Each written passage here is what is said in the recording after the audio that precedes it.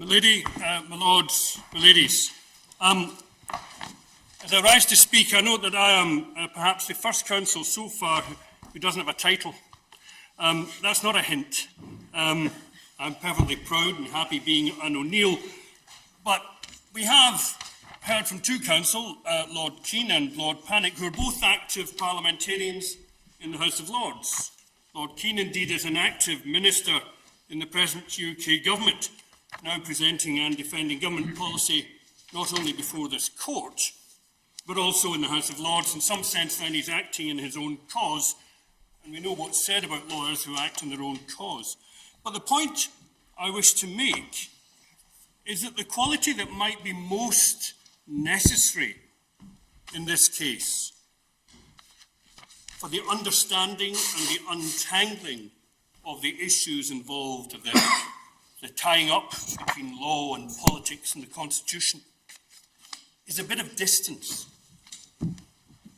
Distance lends perspective, it lends discernment, sometimes it might lend disenchantment. So, what I would say in general terms is that one of the advantages which the Inner House had in this case, which the Divisional Court did not, is precisely that of distance. What this means is that this court in this appeal has had the advantage of a view from the periphery. What all of this heated debate, political machinations, looks like from 400 miles away, far from the fever and excitement of the nation's capital, outside the Westminster bubble. Albeit, as appears sometimes from some comments from press and some less informed parliamentarians, that the decision is from a country of which we know less and care little. But distance is important. We know, for example, that the Constitutional Court in Germany, the Bundesverfassungsgericht, sits not in Berlin, nor in Frankfurt, the political and financial capitals, but in the sleepy town of Karlsruhe, because it's thought important in the structure of a constitutional court that one has that possibility of getting a sense of distance, of gaining a sense of perspective from everyday politics. And of course, this court knows that.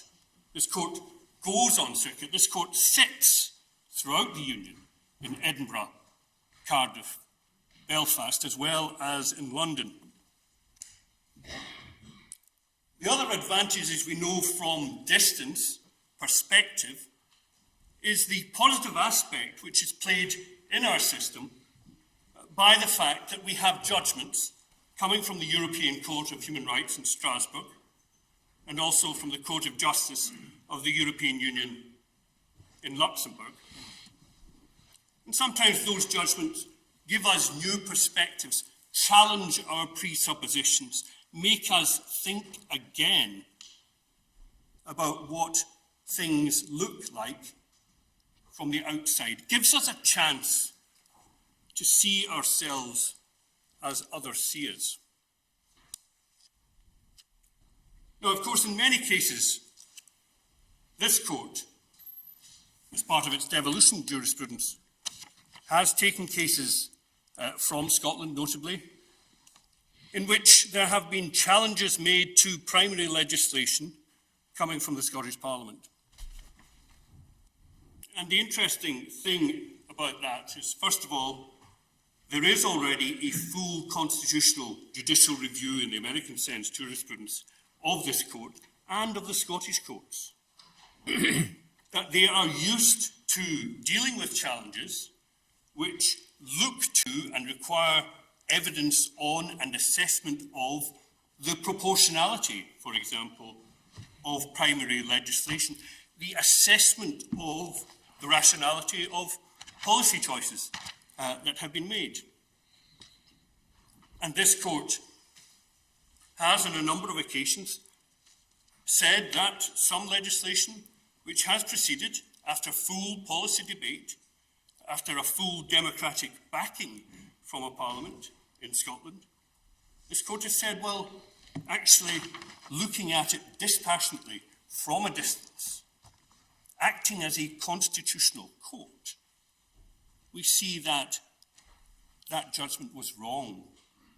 It happened, of course, we know, in the named persons case, in which a number of the members of this court sat, as well as in legislation relating to sex offenders and the possibility of a defence due to lack of knowledge of sexual partner's age.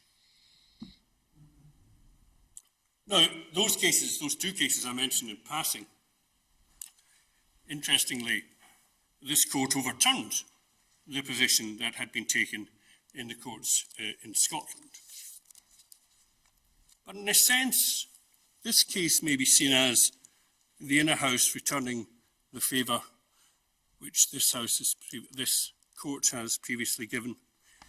It is giving, for this court, a more dispassionate view, a more distanced view, a better perspective on the issues which have arisen. So I commend the approach which was taken by the inner house. The judgments bear careful rereading. They are measured and proper, and they are a court acting to protect the Constitution. And ultimately, that is the role of this court.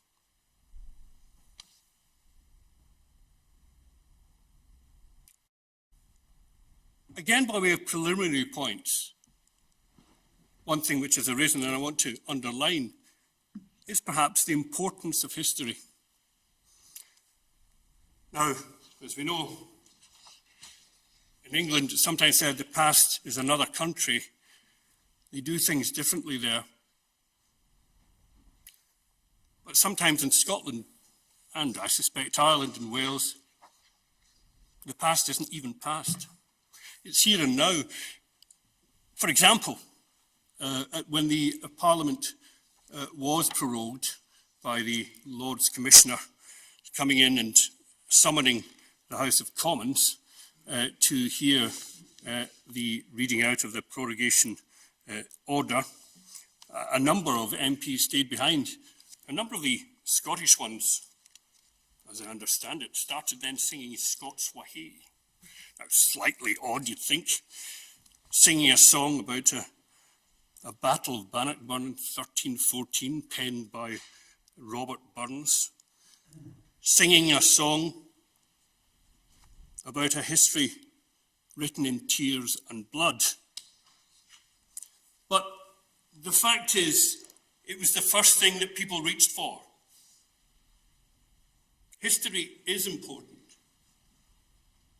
Now, sometimes it appears, from my practice down here in England, that the only two dates which are significant in English history are 1066 and 1966. And there's a bit of a gap in the 900 years. Of course, there is a reference to the Second World War. You might have to explain why 1966 was so particularly to the Scots. Well, indeed, I know nothing of that year. I was only 5. But there it is. There is, of course, also the other resonant historical memory is the Second World War. So we get lots of invocations of Churchill and the Dunkirk spirit and the Battle of Britain. You note that when, during the Conservative leadership election, when the idea of prorogation of Parliament by whomever was going to be the successful leadership winner of the battle, when that was being mooted, I think one of the candidates, Matt Hancock, suggested that his father hadn't landed on the Normandy beaches in D-Day to allow things like prorogation of Parliament to take place. I very much doubt that was one of the first things on his mind. But what is important from this is la longue durée, seeing things again in perspective, not just the physical distance, but seeing things, how our Constitution has developed and will develop, rather than concentrate necessarily on the immediacy of the particular machinations that have gone on in this case. The third preliminary point I want to make is about symbolism. This court is very conscious of the symbolism in its creation. I look down, there's a carpet. This isn't a commentary on self-furnishing. What it is, however, is it notices what's being said. Symbols speak. Emblems are there for a reason. And what we have before us is a court which picks out 4 national emblems: a flax, a thistle, a rose, and a leek. And it keeps on maintaining that motif. From the banner over there, we see it again. We see the flax, the thistle, the rose, and the leek embraced in an omega, the last instance. Embraced in a matrix. And presumably what that imagery, that iconography is telling us is that this court cherishes, protects, and nourishes the 4 traditions that together make up this union. Importantly, of course, and I remember at the time there was some controversy as to whether or not this court's banner or emblem should have a crown on it.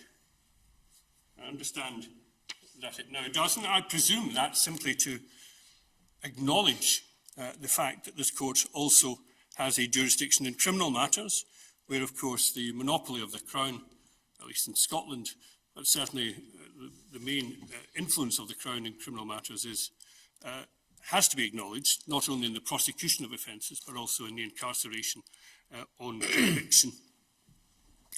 But otherwise, one would not say that that flag is, to use the old Latin, vexilla regis, the banner of the king. It's vexilla legis, the banner of the law. This flag, that emblem, all chosen not by me, but by people who wished to symbolise what this court was about, is saying that the rule of law matters. The rule of law matters within the context of respect for the 4 traditions, the histories, the perspectives that make up our union, and that those will receive a hearing and respect and understanding before this court. But are you really suggesting, Mr. O'Neill, that we might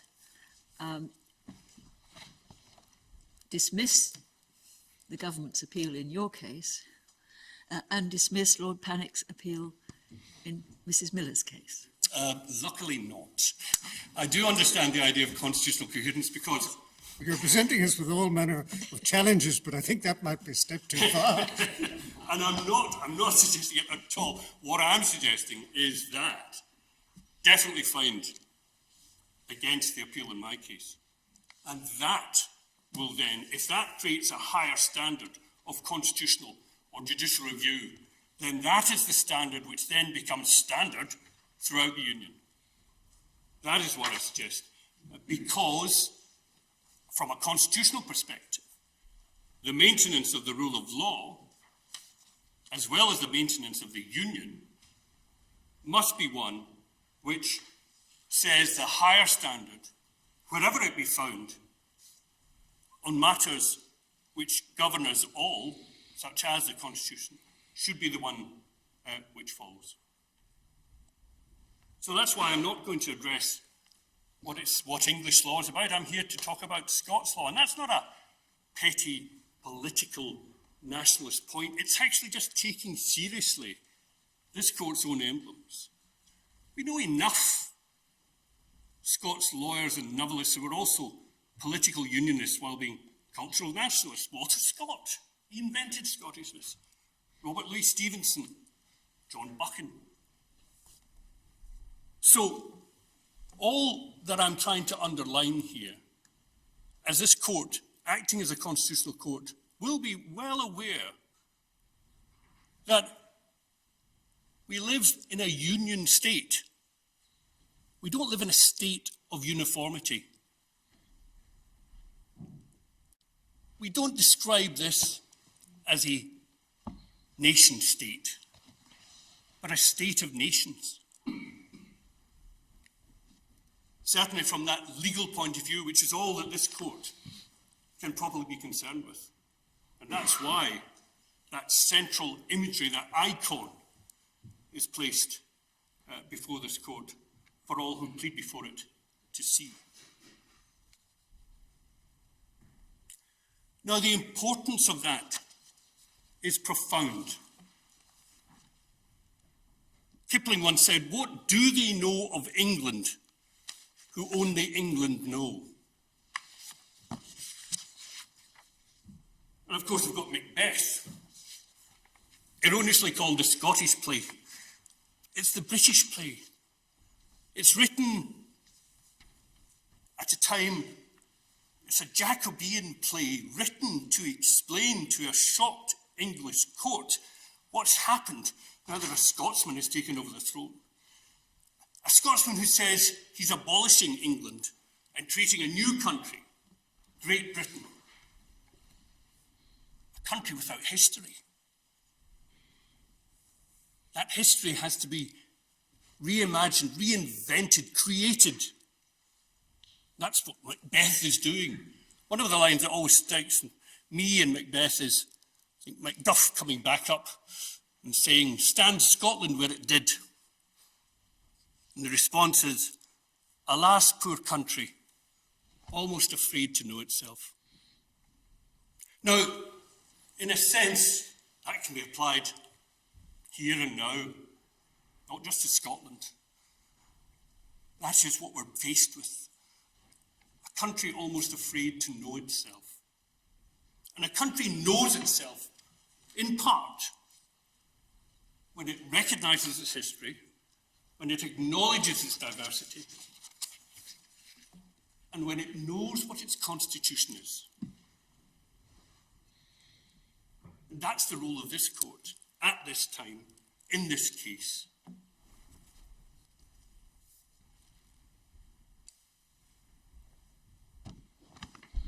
And this idea of the diverse voices is again important, because one gets that necessary insider-outsider perspective, what Professor Neil McCormick at Edinburgh University would call the hermeneutic perspective, that sense of distance, that awareness of tradition, that respect for difference and diversity. So what I want again to underline in this case, because there was reference being made by the UK government, both from Lord Keane and Sir James, to how unfortunate wouldn't it be were the law to differ as between the north bank of the Tweed and the south bank of the Tweed. It would be terribly inconvenient. Well, I agree. But what I would counsel this court against finding is any new Orwellian motto, north of Tweed good, south of Tweed better. Don't presume that. This court, in looking at these issues, from two cases being heard simultaneously from two of our traditions, has the opportunity, has the responsibility of acting as the fulcrum of the Union, in which the different constitutional and legal traditions which make up our Union polity are heard, and by which we're all made the richer by hearing different voices from other rooms.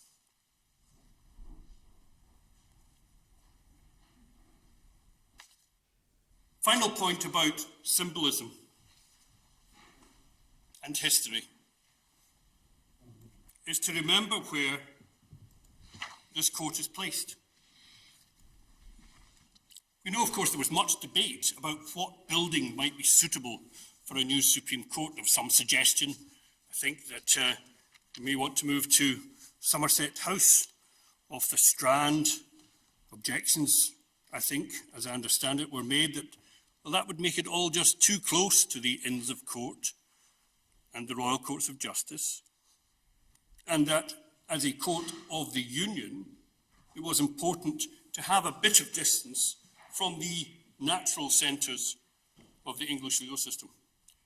So what we have is this court placed in this building on this square, a vast square, symbolic, important. Behind us, Parliament. On the right, Westminster Abbey, the church. On the left, the buildings of government. So again, the placing of this court speaks again of an iconography of the state, the four pillars of the state, the unity of the state, the stability of the state, with Parliament to legislate, the church to pontificate, in the sense of building bridges, pontifex meaning bridge builder, the government to regulate, and this court to adjudicate. All of those are what the rule of law is about. But this square also has dark reminders of when the rule of law fails. Its statues tell another story. We've got a statue of Oliver Cromwell standing before Parliament, a signatory of the death warrant of Charles I.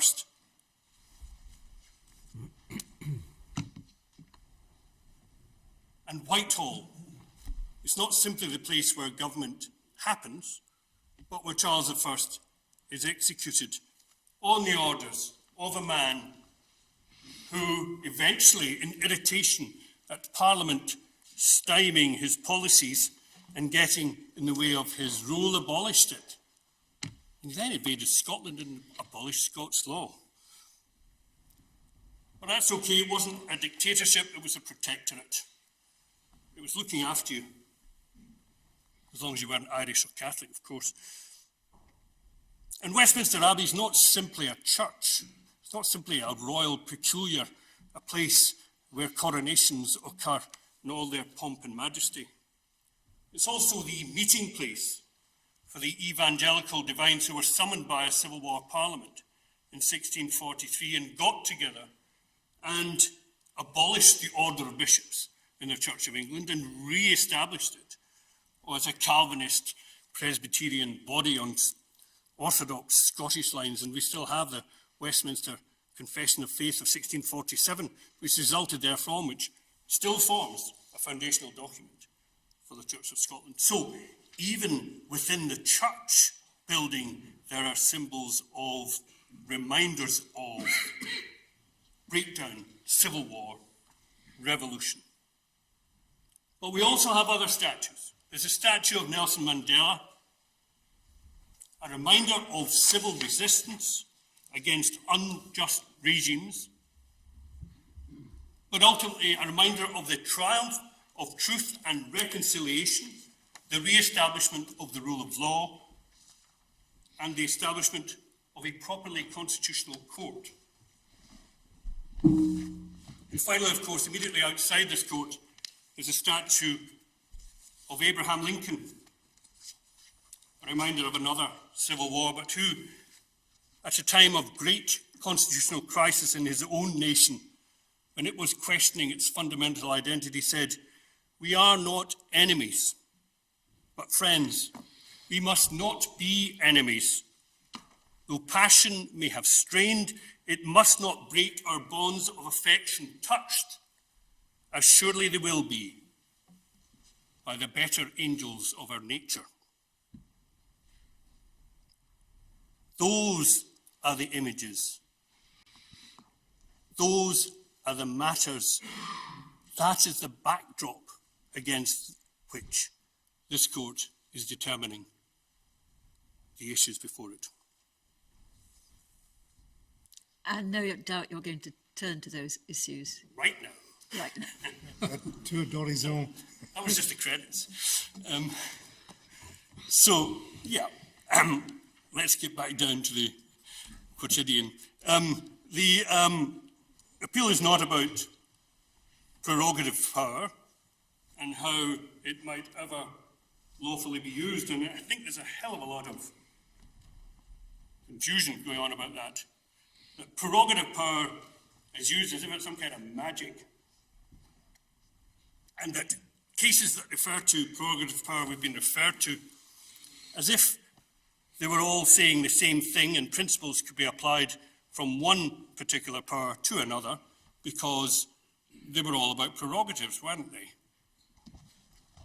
But it's really a collection of residual random powers which don't necessarily have anything much to do with one another.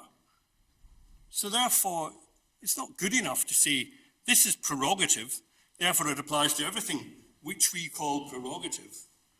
Prerogative is an omnium gatherum. It doesn't actually give you any analytical heft simply by saying this is prerogative. It will depend on what prerogative power we're talking about. What are the circumstances in which it is being used? And what are the potential limits which might be seen in relation to it? You can see the omnium gatherum aspect by the fact it goes from having conducting foreign relations, declaring war, giving honours, appointing to the cabinet, proroguing parliament. Nothing really much to do with one another at all. So frankly, and with respect to my Lord Carnwath, relying on cases such as Sandiford is not necessarily particularly helpful or illuminating. Sandiford, frankly, was not this court at its finest hour. Oh, how to win friends and influence. Well, I'm sorry, lady. It's the usual Scottish way of, I just don't know how to be polite. And I don't recall who was the unsuccessful advocate. I was the unsuccessful advocate, but you know, I'm not bishop. I'm not bishop. No sour grapes at all. No, none whatsoever, and this is not getting my own back time. And also, Mr. O'Neill, not every Scotsman is ignorant of how to be polite. Yes, I know, my lord, and you're a great model to me, and I will follow it henceforth. But what I would say is that Sandiford is specific to its facts, and the facts are important. And the facts were it involved a woman, a British national, who was sentenced to death by firing squad on a beach in Bali, and the Foreign Office were not making available to her funds to help conduct her legal defence. Those were the facts. And various arguments were applied and tested before the court, the Administrative Court, Divisional Court, I think it was, and then the Court of Appeal. And then it was allowed to come to appeal on this House, but only on a point about the fettering of discretion. The interesting points of EU law and the Charter and extraterritoriality of the Charter, picking up actually, I think, from a judgment of Lord Lloyd Jones on that, those were not given permission. So we have a case which limped into this court on the basis of a common law argument, which is the only thing that was allowed to be argued, on the basis of an argument about whether or not the fettering of discretion, a doctrine as applied in statutory matters, could be applied mutatis mutandis to the issue of giving legal aid where not otherwise mandated by statute, which was then said to be a prerogative power. So the judgment of the court was and was only that that particular power to give money, if so advised, two British nationals facing trial abroad was not something that you could claim the fetching of discretion applied to because it was completely discretionary. There was no outside standards to be applied to it in the way that you could perhaps glean from words of a statute.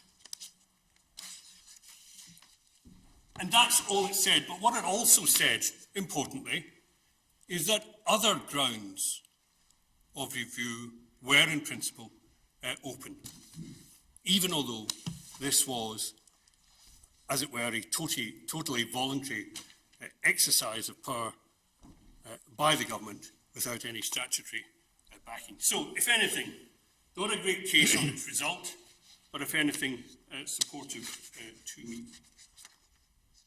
In that it confirms that the court does have a jurisdiction and that prerogative power, a claim of this being prerogative, is not a get out of jail or get out of judicial review card free. I suppose if we've been reading Lord Sale's chapter, he might classify the Sandiford power as a common law power rather than a prerogative one. Yeah, a third source. Indeed, and I was going to make that point about anybody can pay money. Well, indeed, and the Air Centre case, which was being referred to, which I just found on my desk this morning, I mean, that's a third source common law power. It's like a public body can do what a private body can do. So it's not really taking you anywhere.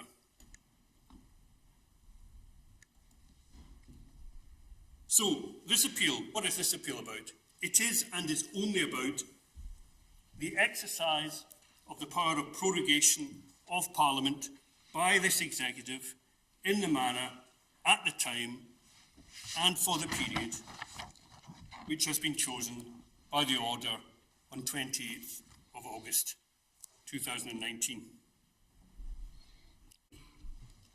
Contrary to what was being suggested by both Lord Keane and Sir James, this is not asking this court to create a whole new set of rules on just when prorogation might be used, for how long, in what circumstances, nor is it mandating or requiring that Parliament come back and sit if the prorogation order is quashed, which is what I will be asking for.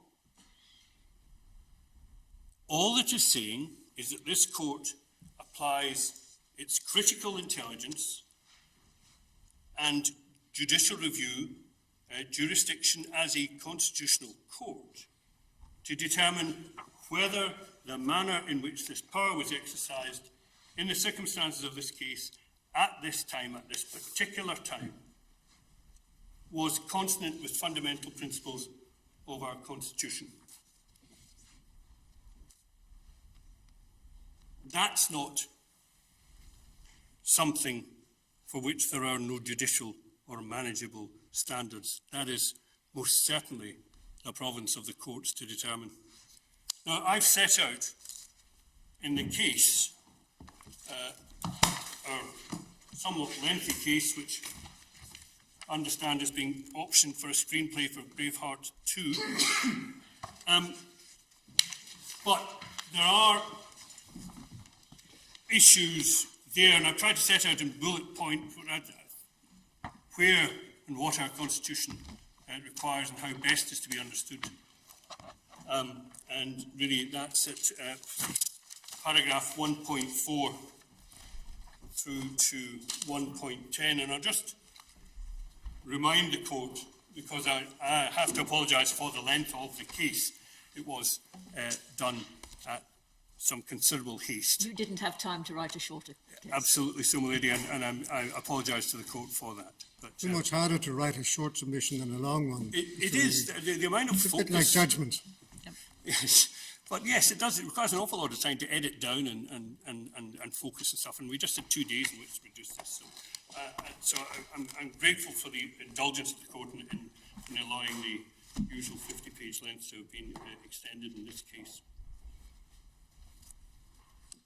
But anyway, if I just remind the court of the points which I wish to make, is that parliamentary sovereignty is undoubtedly the animating principle of the United Kingdom Constitution. We know that that means, or I say it's clearly inherent in this concept, that the executive is subordinate to the law. That's important because that basic principle seems to be being questioned at times in these febrile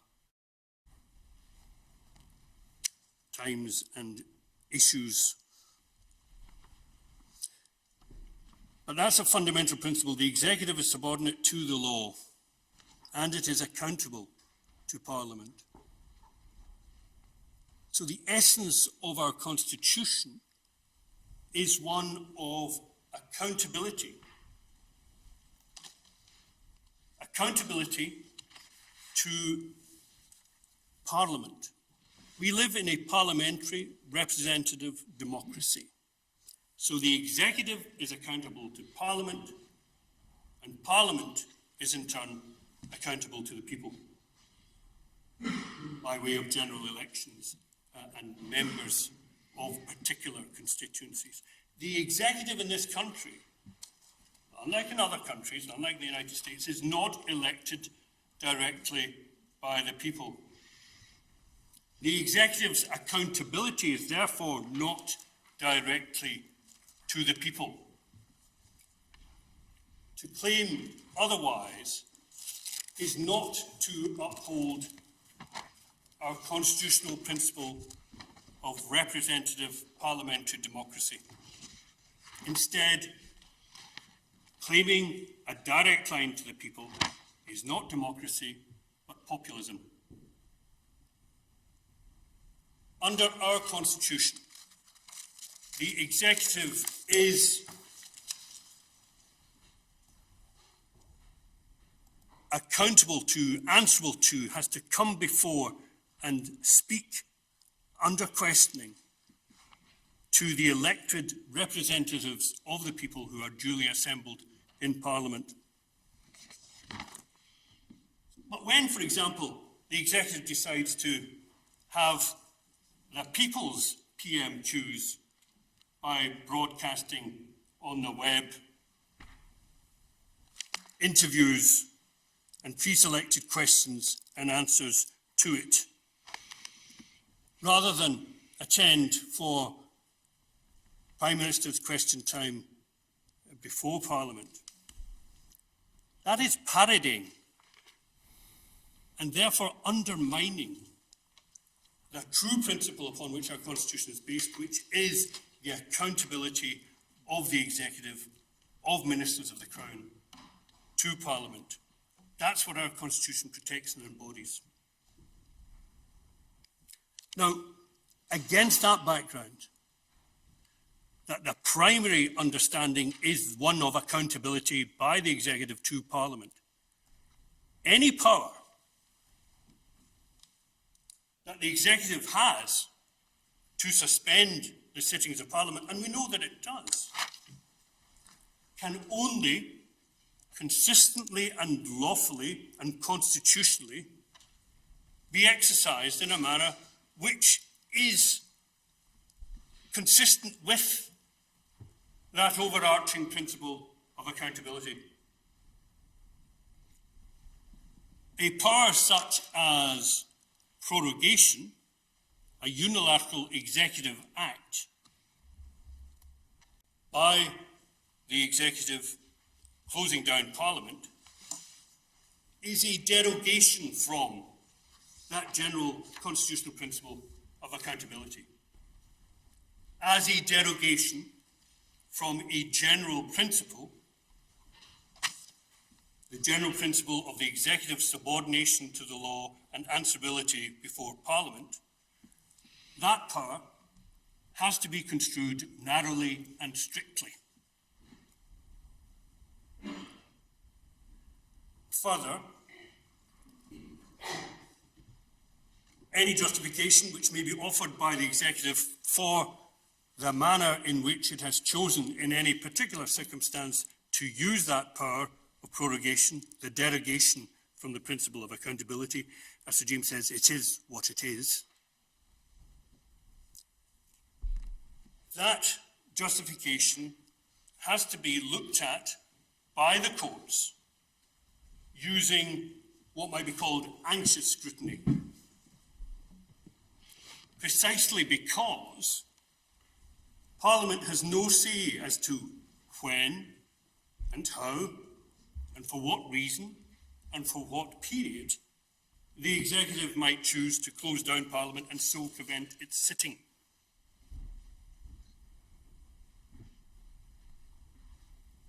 In the present case, it appears that the Prime Minister's actions in proroguing Parliament has had the intent and effect of preventing Parliament, impeding Parliament from holding the government politically to account at a time when the government is taking decisions that will have constitutional and irreversible impacts on our country. That fundamentally alters the balance of our constitution because it's using the power to allow the executive to govern, to exercise its foreign relations power, to negotiate internationally at this crucial time, and all without the proper constitutional accountability to Parliament. That cannot be, in the circumstances of this case, in the manner, at the time, in this period, be a lawful use of the power of prorogation. And it's not a question of how far can you go, how many weeks can I get away with in proroguing them. Lord Keane says it's not 35 days, it's only 7. It doesn't matter how many it is, it's what its effect and intent is. He previously said Parliament can act incredibly swiftly. Look, it only took them 2 days to pass the Ben Act, the 2019 Act, mandating extension. Well, if Parliament can do something as monumental as that in 2 days, just think what it could do in 7, which it is now being prevented from sitting on, even at Lord Keane's best calculations. How much more might it do if it decided not to go into recess and sit for the full 35 days? How much more calling to account of the government would it be able then to carry out? A profound amount.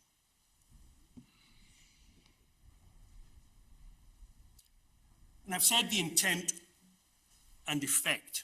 This is an important point, because we're not simply concerned with the subjective motivations, the political calculations that might have led to this decision at this stage to prorogue Parliament. Certainly, that is useful to know as far as one can, assuming one can have reliable evidence, and that's a matter we'll come back to.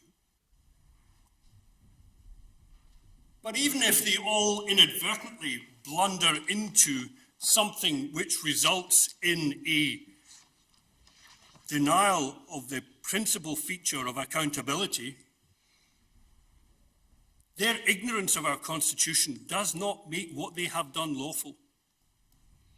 That is why it is what the effect is and not simply the subjective intent. This court, as the guardian of the Constitution, sees how the Constitution is being affected by the use of this power, looked at objectively.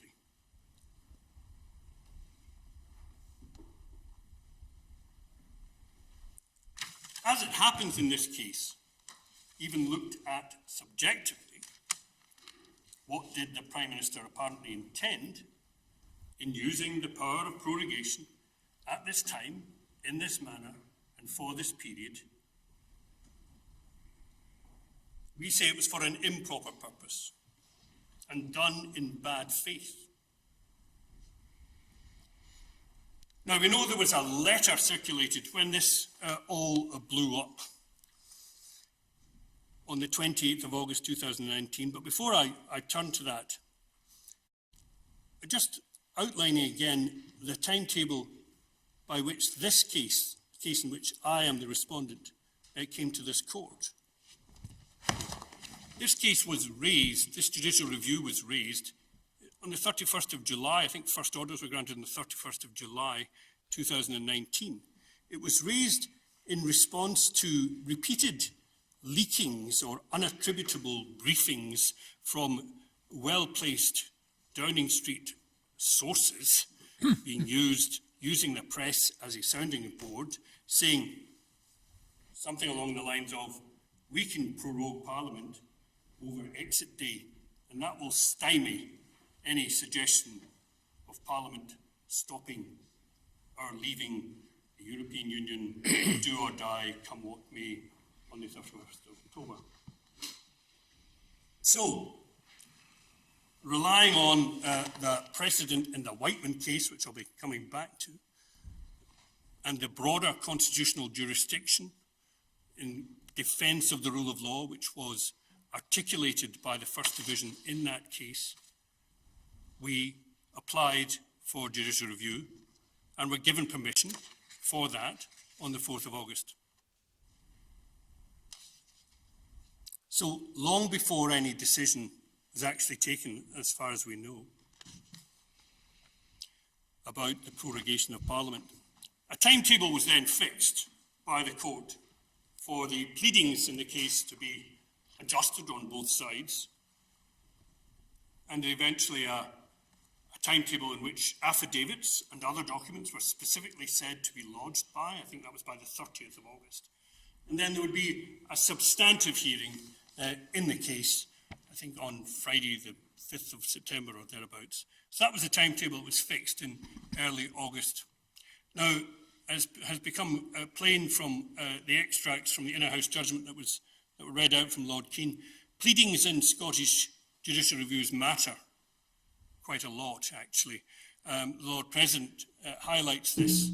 He says that, in a sense, there's less of a tradition of relying upon affidavits, although they are perfectly competent and sometimes used in Scottish judicial reviews, because one relies on the good faith of counsel, properly instructed, that they will put in their pleadings a full and candid disclosure of their case, setting out just what they say their position is.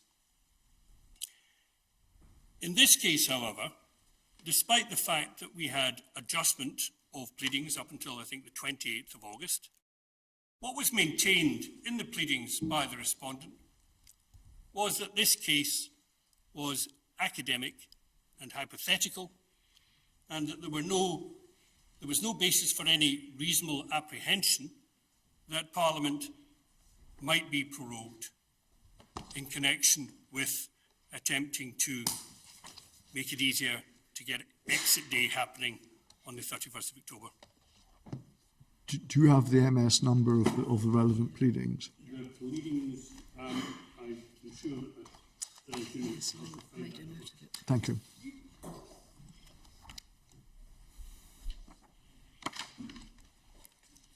Is it 74 and 135?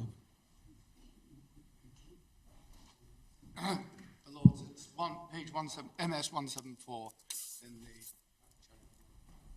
as adjusted at 2nd September.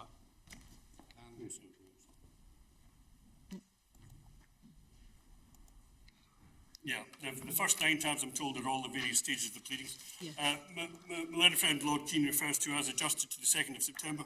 There was no order allowing for adjustment as the 2nd of September. The adjustments that came in after the timetable were unilaterally put in by the respondents and had no court sanction for that. So the period of adjustment finished on the 28th of August. No application was made otherwise. But in any event, Nonetheless. There was an adjustment on the 27th. Yes, we were adjusting. I was on holiday. I was adjusting. Yes, but can you refer me to the relevant passage, please? Yes, I can refer your lordship to page 473 MS Plain Law 5 for the respondent. MS page 473, which is in the reclaiming print, page 51 of the reclaiming print. It's Sorry, we're on a document that starts at page 174 of the... But you're taking this from the reclaiming print at 473. yes. And it's plea in law 5. Thank you very much. Apologies, the reclaiming print is tab 32. And the reclaiming print is simply the pleadings as were before the Inner House. And What's the date of this? this would be on the early September. 2nd of September, I think, was the last amendment. Yes. So this was the government's position on 2nd September. But it had been the government's position Throughout. yes. I just wanted to, I understood your point, I just wanted to substantiate the text. Yes. Thank you. But anyway, the government position in the plea in law is there being no basis for reasonable apprehension that the UK government intends to advise the Queen to prorogue Parliament with the intention of denying before exit day sufficient time for proper parliamentary consideration of the withdrawal of the United Kingdom from the European Union. The order should be refused. That was the position throughout August, and it was maintained in September.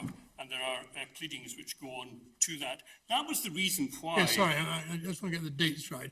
That position is being maintained at the 2nd of September. Yes, And when does it change? Well, it hasn't changed. I see. Yeah. But it's not saying that the government, simply the government doesn't intend to prorogue. It's saying it doesn't intend to prorogue with the intention of denying sufficient time. Yes, indeed. So one has to read the first element with the qualification of the second. Well, I hear Lord Keane saying exactly in triumph. The point is that the pleadings have to be candid and done in good faith, and even the Lord President said that he understood from the manner in which the pleadings were drafted in, and this is something I'll come back to, in a way which might be called equivocal, tending to mislead, if not strictly lying.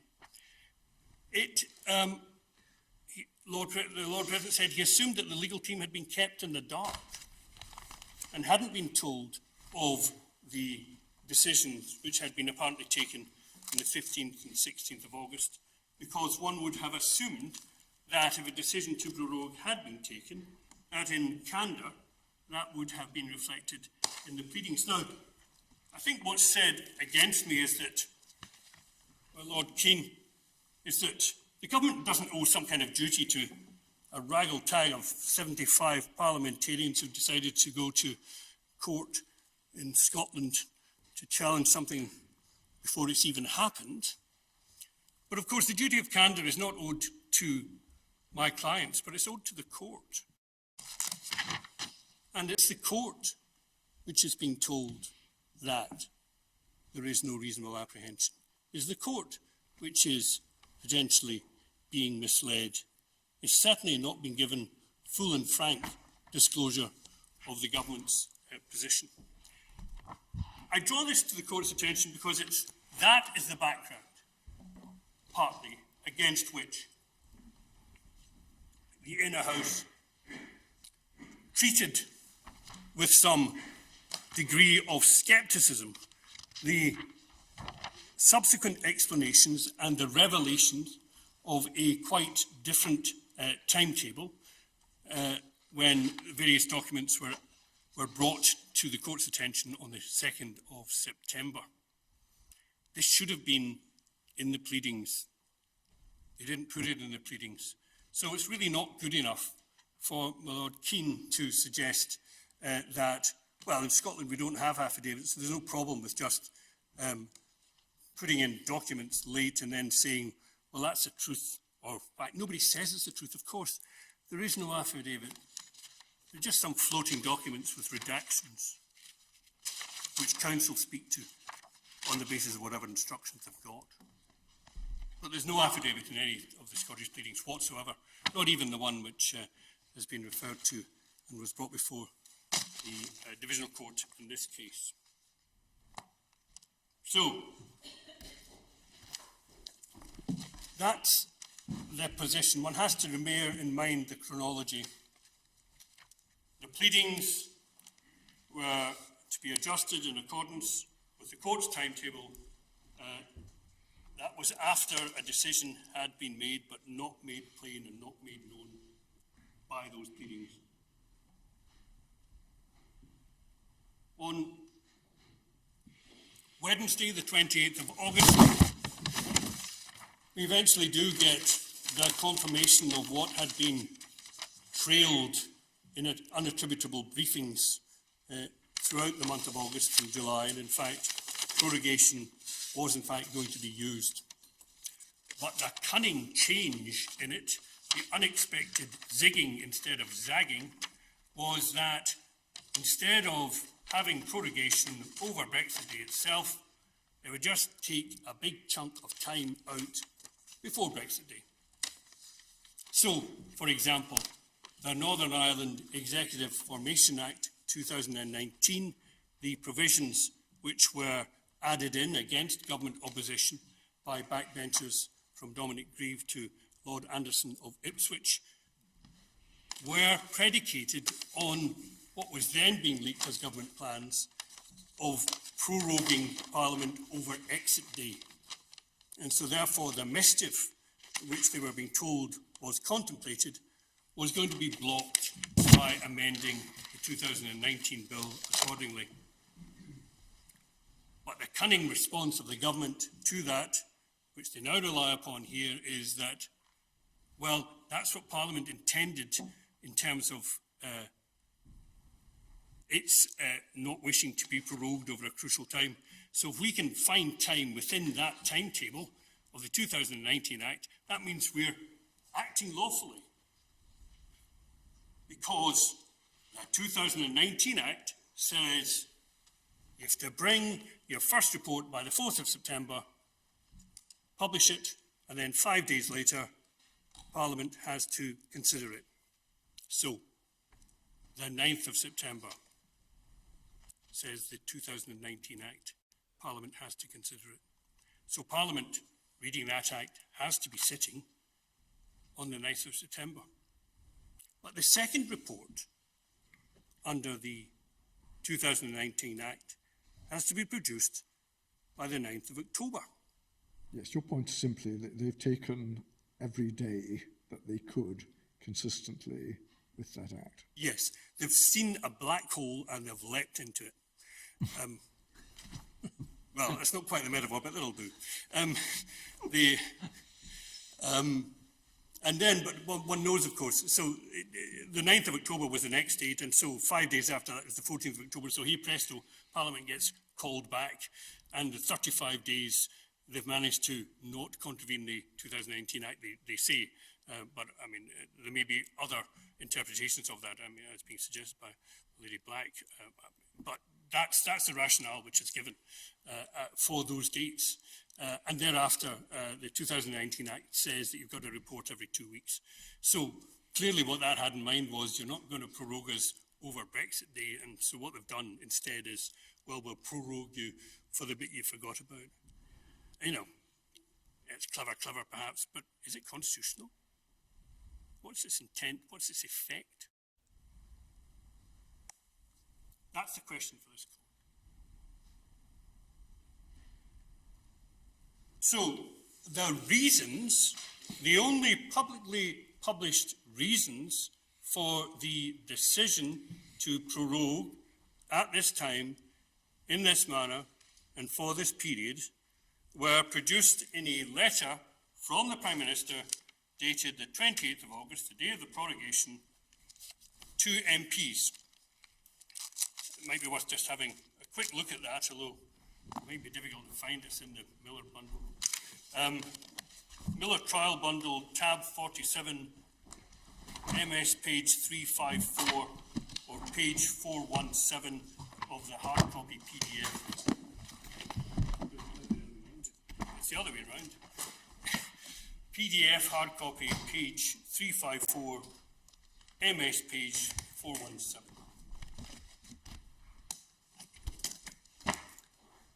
Yes, that's correct. Landry Jr. is very learned on these points. So, the letter is, I hope you had an enjoyable and productive summer recess with the opportunity of some rest ahead of the return to Parliament, return of the House. I'm going to update you on our business plans. Blah, blah, blah. This morning I spoke to Her Majesty the Queen to request an end to the current parliamentary session. second seating week in September before commencing a second session of Parliament and the Queen's speech on Monday, the 14th of October.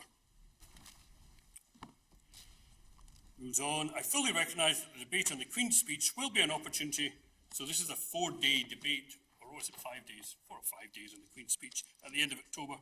Second half of October will be an opportunity for members of Parliament to express their view on this government's legislative agenda and its approach to and the result of the European Council on the 17th and 18th of October. It is right that you should have the chance to do so in a clear and unambiguous manner. So you can express your view, but do you have time to do anything about it? Going on, I believe it's vitally important that the key votes associated with the Queen's speech and any deal with the EU fall at a time when parliamentarians are best placed to judge the government's programme. Parliament will have the opportunity to debate the government's overall programme and approach to Brexit in the run-up to the European Council, so from the 14th of October.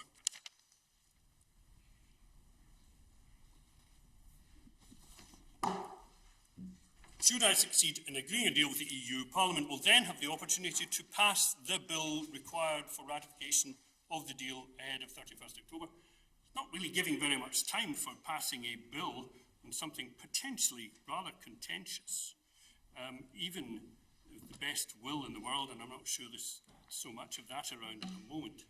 The fact is that we're going to have 5 days spent on our Queen's speech debate, and then somehow it looks like the expectation of the government is that Parliament will rubber stamp whatever deal it manages to wrest from the European Union and pass a bill giving effect to its terms.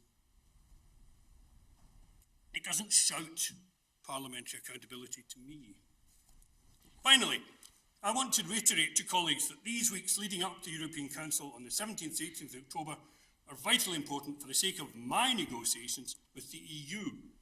Member States are watching what Parliament does with great interest, and it is only by showing unity and resolve that we stand a chance of securing a new deal that can be passed by Parliament. In the meantime, the government will take the responsible approach of continuing its preparations for leaving the EU with or without a deal. Now, we can interrogate this. And we can interrogate this with some scepticism.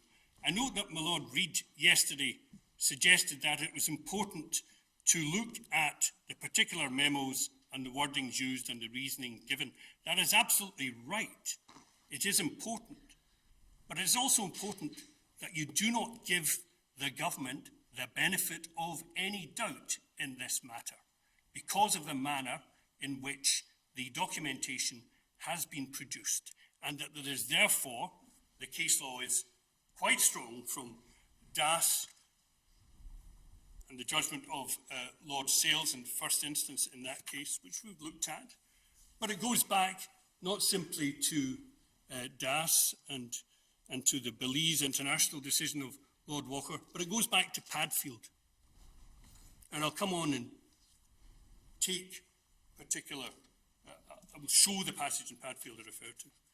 But it shows that in circumstances in which these documents have been produced, in the manner they've been produced, without a supporting affidavit, with redactions, which are claimed and then leaked from time to time, that this government should not take on face value. This court should not take on face value what is said in those documents. The point I was making wasn't so much that they should be taken at face value as that they should not be ignored. Oh, absolutely not. I don't want to ignore them. It wasn't apparent to me that the various factors put forward in the minute and reflected in the other cabinet documents had been taken into account in the opinions of the inner house. Well, I think they were. I mean, we did go through this in some detail, and they clearly do quote from it. They do take it very seriously. But the important point also to bear in mind, Lord, that I'll be coming on with a bit more specific criticism, but the only decision letter from the only decision maker in this case are the handwritten notes of the 16th of August 2019. And that doesn't set out the reasons. Let's look at that. It's at MS page 246.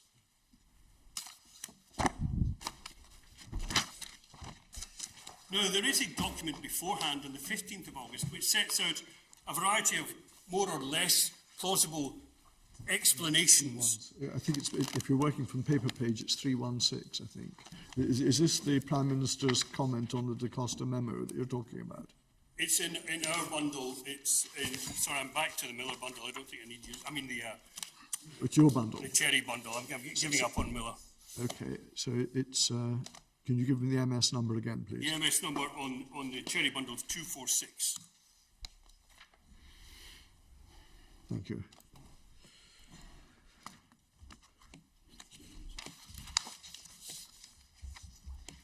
So the decision letter from the decision maker setting out his reasons, not saying, I agree with the suggestions you put forward, Nikki Da Costa, in your memo.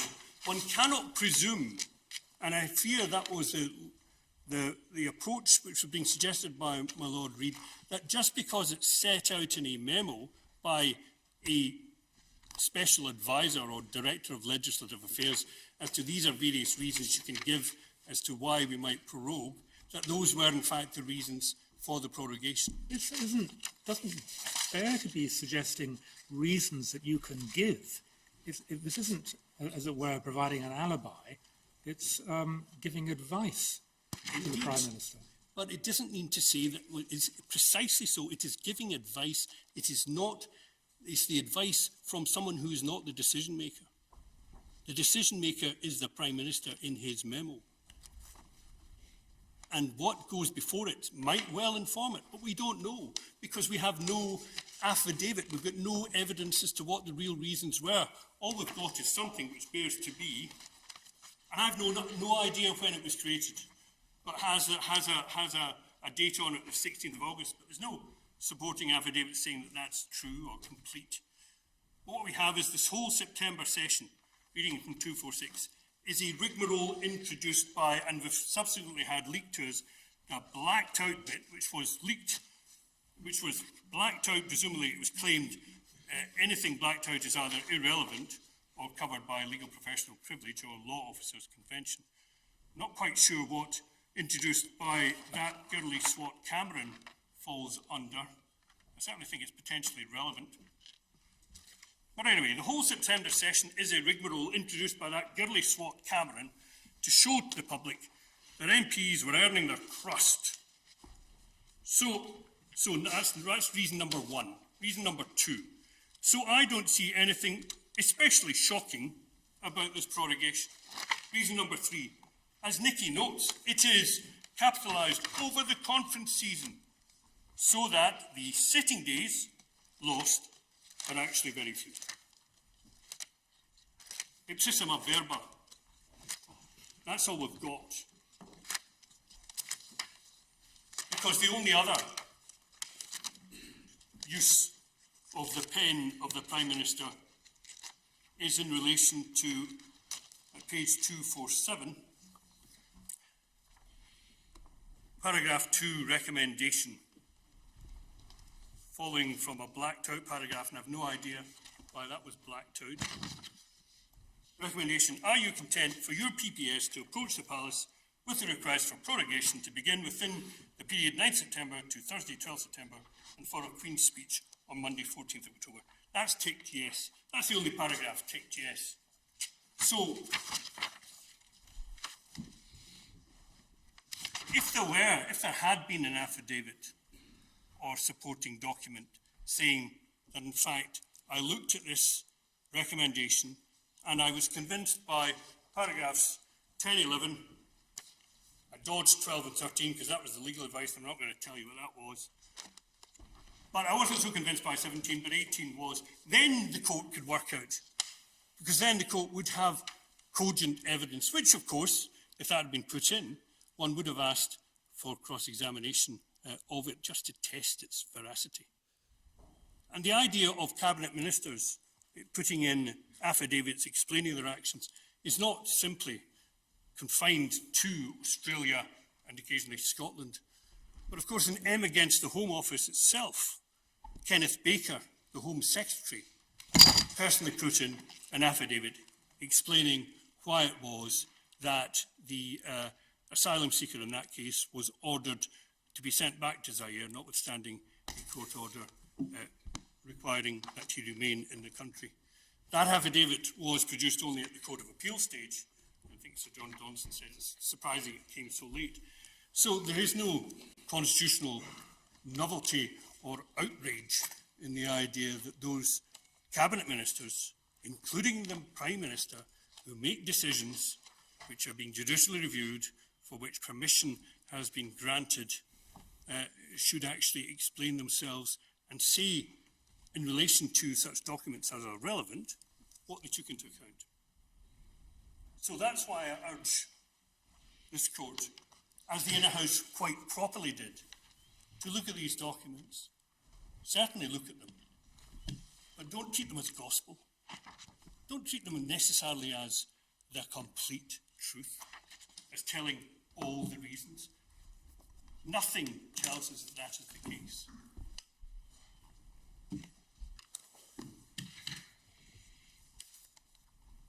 When you say the complete truth, do you mean not the whole picture, that there might have been an elephant in the room when the document was written, as it were?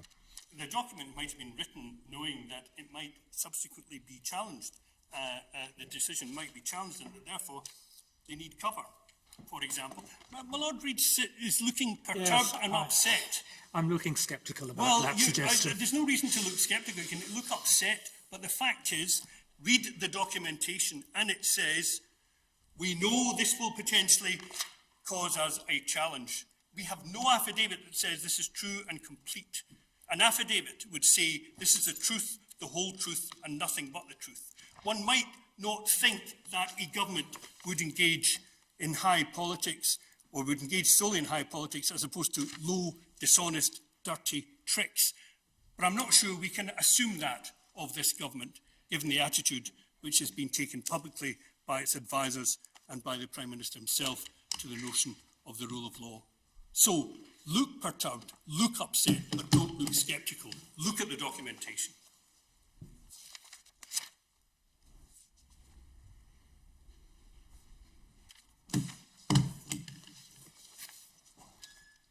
So, just looking at that documentation, page 247, the memo from Nicky da Costa. So we have a redacted paragraph 3. We don't know why. Going over page to 248, there's a reference to Parliament running out of business. Ironically, really.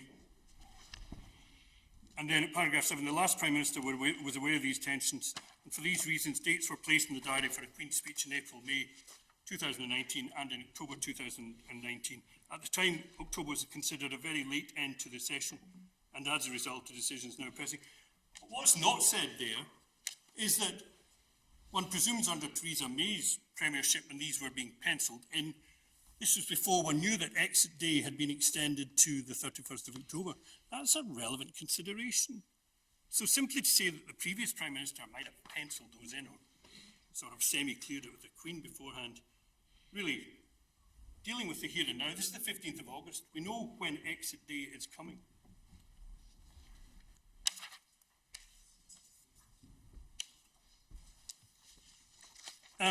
Going on to paragraph 14, next page 249. Finally, politically, and so yes, we get the big blackout of the legal.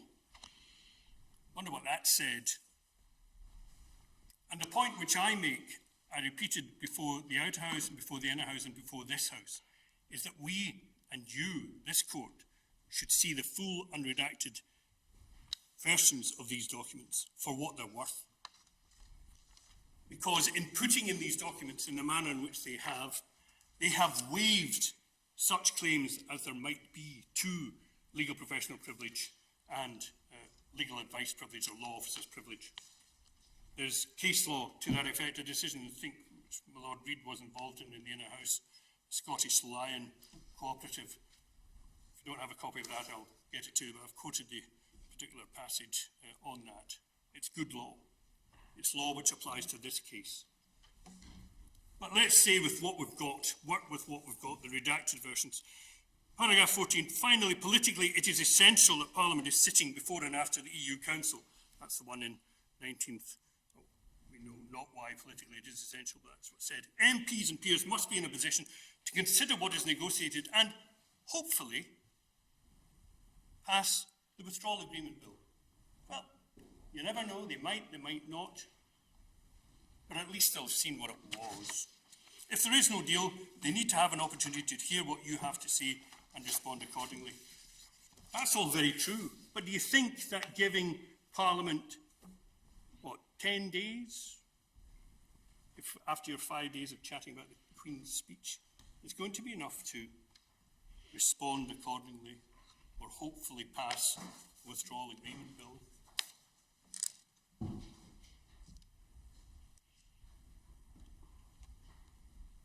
Paragraph 18, page 250. Finally, it must be recognised that the situation has become more complicated because prorogation and on its own and separate of the Queen's speech has been portrayed as a potential tool to prevent MPs intervening prior to the UK's departure from the EU on the 31st of October. Who portrayed it as that?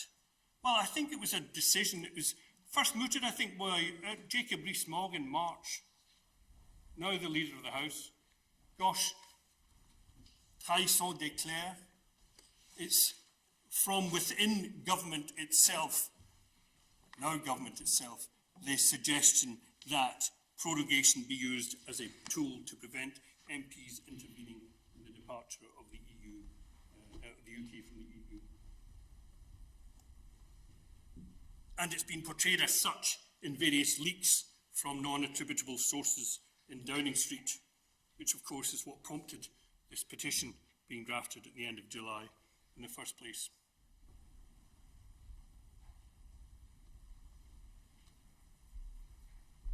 And then the precedent for period of prorogation, page 250, the present proposal would mean that Parliament stood prorogued for a period of up to 34 calendar days. However, given the expected conference recess period of typically 3 weeks, the number of sitting days lost by such prorogation would be far less than that. 1 to 3 sitting days during the week commencing 9th September and 4 sitting days during the week commencing 7th October. Well, of course we know there is a vast difference, and I will go on to that, between if Parliament chooses to vote in favour of it going into recess for the conference period and it being unilaterally, without warning, told that the leader, Lord President of the Privy Council, is on a flight to Balmoral to get the Queen to sign off on the prorogation for which she'd been given no prior notice. In essence, Mr. O'Neill, your argument is it not, that this memorandum, properly analysed, outlines possible lines of defence to the portrayal of the length of prorogation as a means of stifling debate, rather than actually addressing and articulating the practical reason for choosing 5 weeks? Yes, absolutely so, my lord. And again, if one reads critically, and maybe cynically, the documentation, we see that if you dig deep enough into it, it looks like the real reason is perhaps coming out, rather than the one which is being presented for messaging purposes. If you see at page 266, which appears to be the Cabinet memorandum which the government has given us the privilege of seeing, minutes of the Cabinet meeting.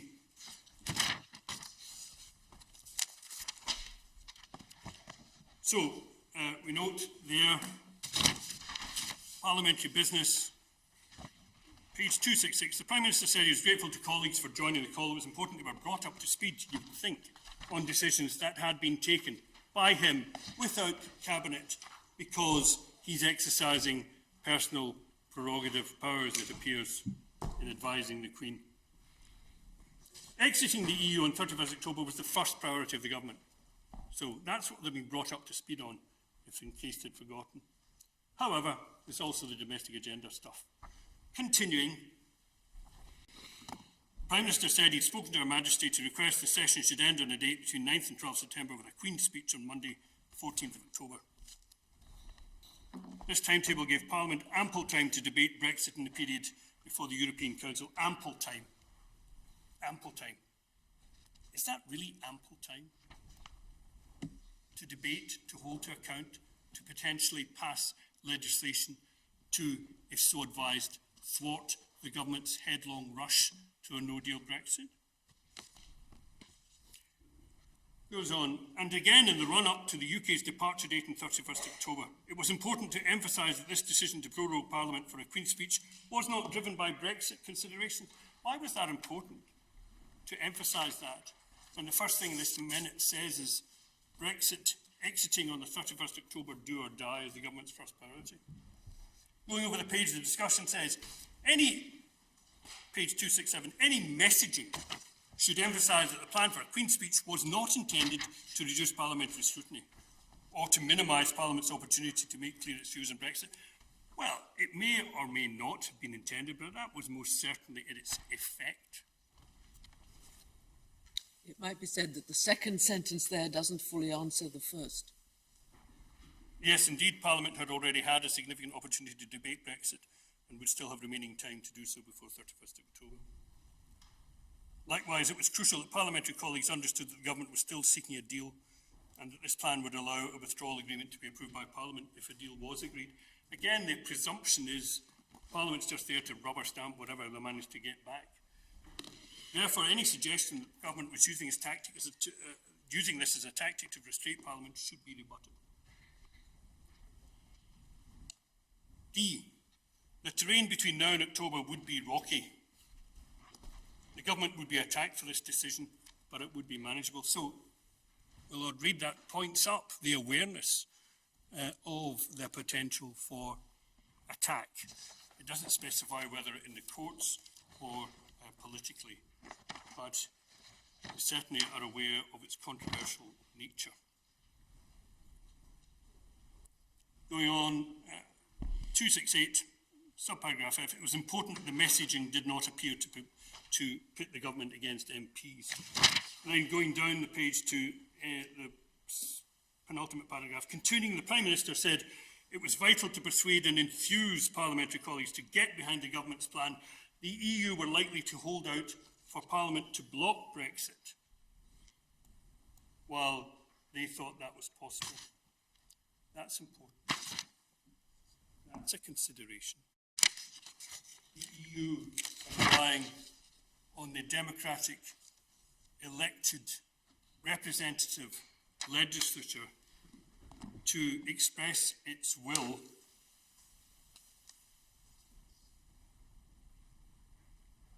by potentially blocking Brexit, and that would appear to impede public policy. How much easier then to get round that? By simply closing down Parliament for a significant period so that it wouldn't be able to hold out, the EU would not be able to hold out for Parliament to block Brexit.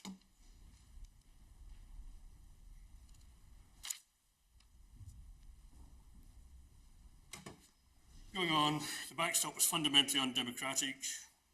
It bound the UK into EU laws. It gave Dublin a greater say over matters in Northern Ireland.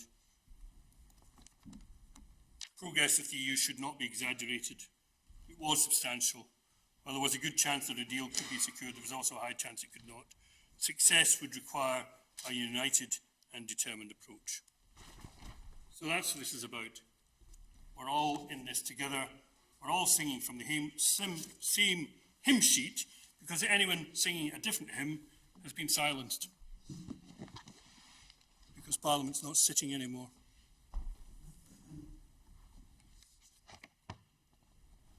So, yes, those are the documents which have to be read in full and carefully and sceptically And that is not some kind of, as I say, constitutional innovation. I referred the court to the case of Padfield.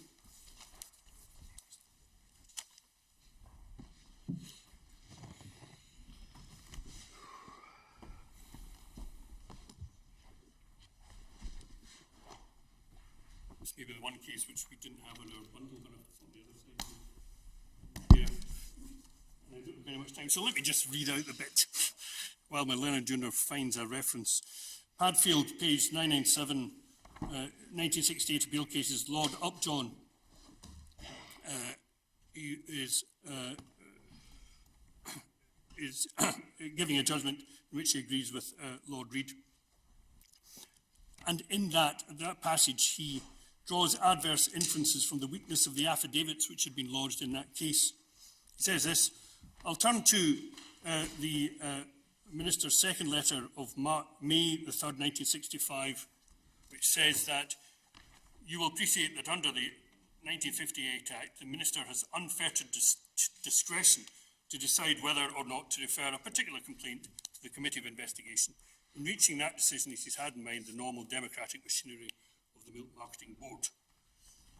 This introduces the idea, much pressed upon your lordships in argument, that he had an unfettered discretion in this matter. Thus it was argued, means, provided that the Minister considered the complaint bona fide, that was an end of the matter. And he goes on, my lords, I believe that the introduction of the adjective unfettered and its reliance thereon in answer to the appellant's claim is one of fundamental matters confounding the Minister's attitude, bona fide though it might be. First, the adjective nowhere appears in this section. It's an unauthorised gloss. Secondly, even if it did contain that adjective, I doubt it would make any difference in law to his powers. We have Padfield at tab 18 of the supplemental authorities for this appeal in the Miller case. I'm very grateful to you. That's at page 226 electronically. Yes, you do. Supplemental bundle, tab 18. And which page of the judgment itself are you reading from? I'm reading from page 106.1. Thank you very much. I think that was from 106.0, but I'm going on to 106.1. Thank you.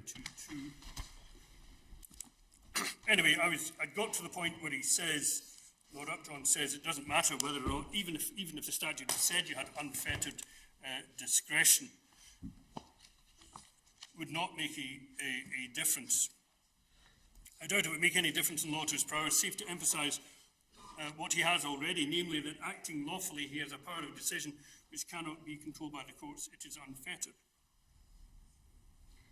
But the use of that adjective, even in an act of Parliament, can do nothing to unfetter the control which the judiciary have over the executive, namely that in exercising their powers, the latter must act lawfully, and that is a matter to be determined by looking at the Act and its scope and object in conferring a discretion upon the Minister, rather than by the use of adjectives.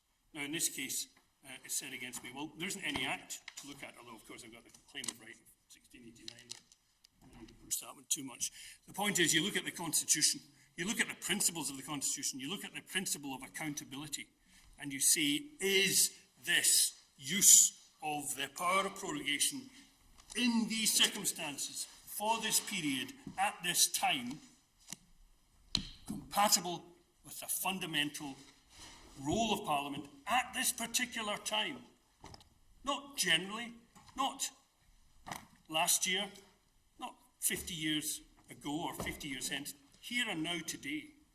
Is the way they have used this power compatible with understanding of the primary principle of accountability of the executive to Parliament?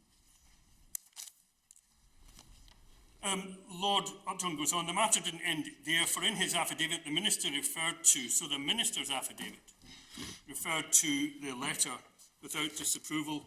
He quotes the letter, in considering how to exercise his discretion, the Minister should, amongst other things, address his mind to the possibility that if a complaint were referred in the committee to uphold it, he in turn would be expected to make a statutory order to give effect to the committee's recommendations. It is this consideration, rather than the formal eligibility of the complaint, as as a subject for investigation that the Minister would have in mind in determining whether your particular complaint is a suitable one for a reference to committee. We were unable to hold out any prospect that the Minister would be prepared to regard it as suitable. It goes on, this fear of parliamentary trouble, for in my opinion, this must be the scarcely veiled meaning of the letter. So Lord Upjohn is looking at what is really being said beneath the veil of the particular wording. And that's fear of parliamentary trouble. If an inquiry were ordered and its possible results is alone sufficient to vitiate the Minister's decision, which, as I have stated earlier, can never validly turn on purely political considerations, he must be prepared to face the music in Parliament.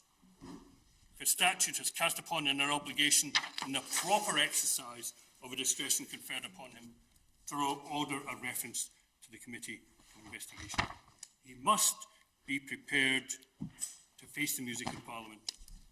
That's what happens when you're exercising a power under a statute.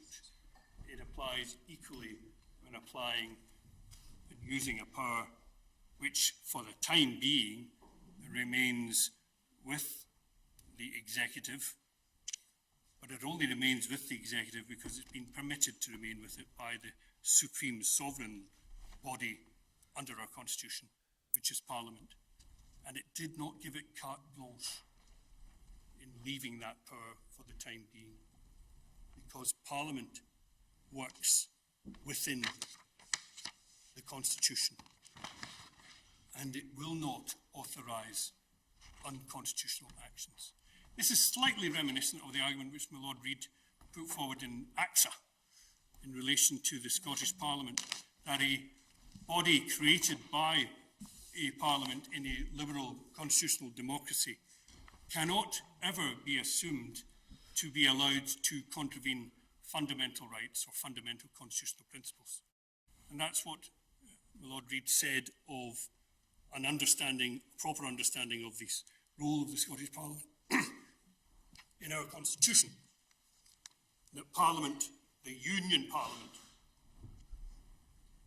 would not create something which could break or go against constitutional fundamentals. The same principle applies here. There is not, and what's happening from the other side is because they've got the magic word of prerogative, they think they can do whatever they like with it, unless and until they're expressly and explicitly stopped. Hence the argument about, well, we managed to find the black hole of the Northern Ireland Executive Act and everything else is political, and so courts stand back. That's not how the Constitution works. Everybody is subject to the law. The executive and the Constitution. The executive, Parliament, and this court. No one has unfettered power. No one has absolute power. That is what the Glorious Revolution was about, the 1689 settlement. It was precisely to say that, no, there are no sources of power direct from God, unfettered and unchallengeable and unaccountable, which rest in the executive in this country. It is Parliament which reigns here. And it is now a Parliament which is representative and democratically based, and therefore it reigns because of its accountability ultimately to the people.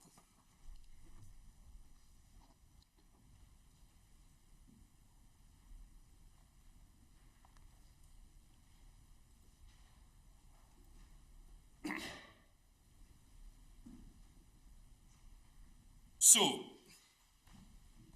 as I understood Sir James's submissions in response to some questioning earlier on from Lord Kerr, he expressly accepted that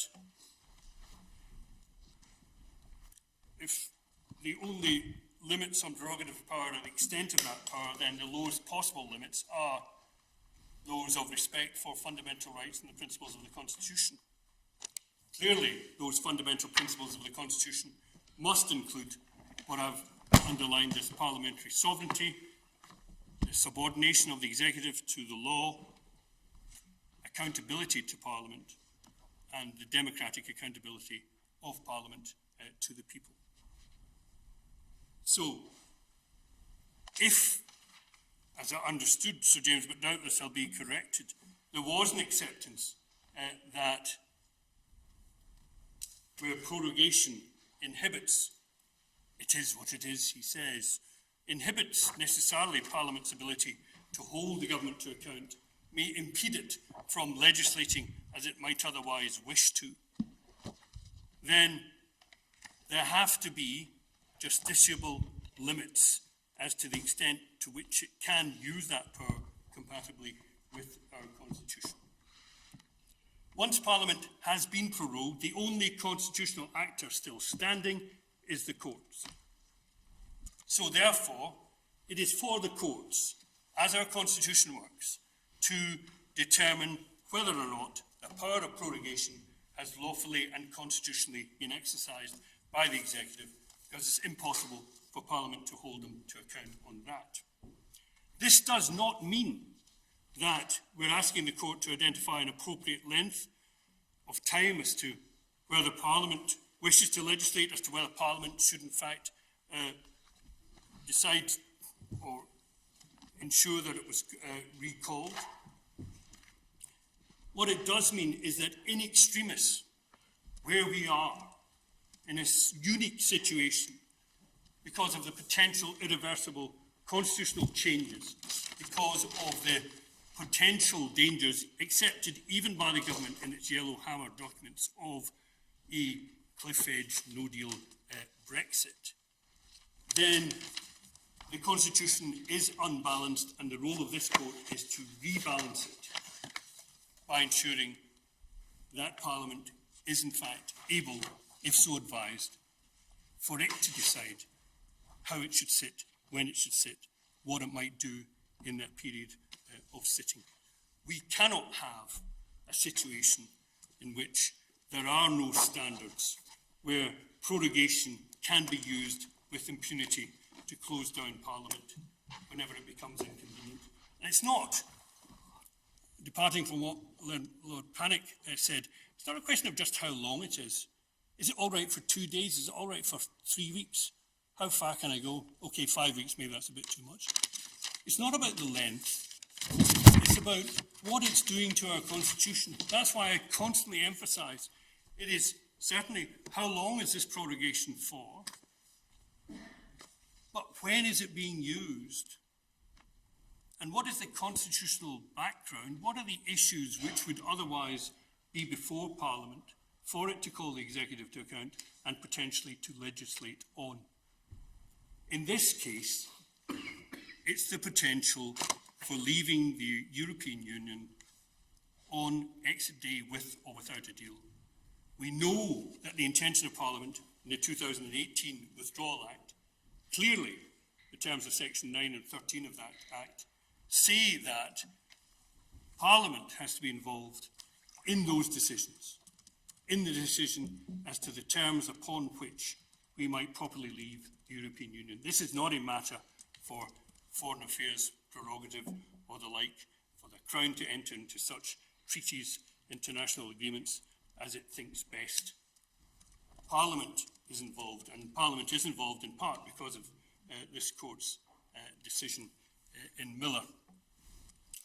But picking up on what was done in Miller, which reaffirmed that constitutional principle that the Crown has no power to attenuate, modify, remove individuals' rights, and that included EU law rights, and that therefore, at the very least, there needed to be parliamentary authority for any such action which did impact upon individual rights. That's what the majority of this court founded, and founded correctly. Where the court perhaps went slightly wrong was in falling for the bullet being fired from a gun analogy, upon which, having accepted that, it was said that notification in and of itself was sufficient to impact upon individual rights. Well, we always have a difficulty, don't we, especially in a public law case, as to whether we should accept the agreement of the parties as to what the state of affairs is, which, of course, for obvious reasons, the parties were in agreement as to that matter, or whether we should challenge it and not accept it. That is always a difficult question. Rightly or wrongly, we decided to accept the agreement of the parties. I'm not being critical. It may sound of being critical. I'm not being critical. All I'm saying is that we read Miller now In the light in the of manner what as Lord Garnworth presently saw it, saying that this is a bad analogy. It's going to take 2 years before that bullet reaches a target and affects the rights. Whatever the particular facts of Miller, I mean, the principle established was clear. Yes, absolutely. The principle is absolutely right. But the point is that in the light of Whiteman, the full court decision in Whiteman, it is clear that notification is in those 2 years revocable, that the bullet can be called back. And so therefore it's only when it actually hits the target, and it only hits the target when the United Kingdom ceases to be a member of the European Union, and it does that by operation of Article 50, subsection 3, that the principle in Miller that the executive cannot do this on the basis of its prerogative or powers alone, but has to be expressly authorised by Parliament, then applies. And we're still waiting for the authorisation of Parliament to allow for that. Section 9 of the 2018 Act and these memos are predicated upon the idea that once a withdrawal agreement comes back, then Parliament will pass a statute which will do the necessary Miller thing of allowing individual rights to be affected by the withdrawal of the United Kingdom from the European Union. What this government seems to have failed to understand in its reference to there being a no-deal Brexit, however, is that there is no statutory provision which in any sense authorises this government to leave the European Union with the inevitable effect that has on individual rights without a deal. There is no no-deal statute.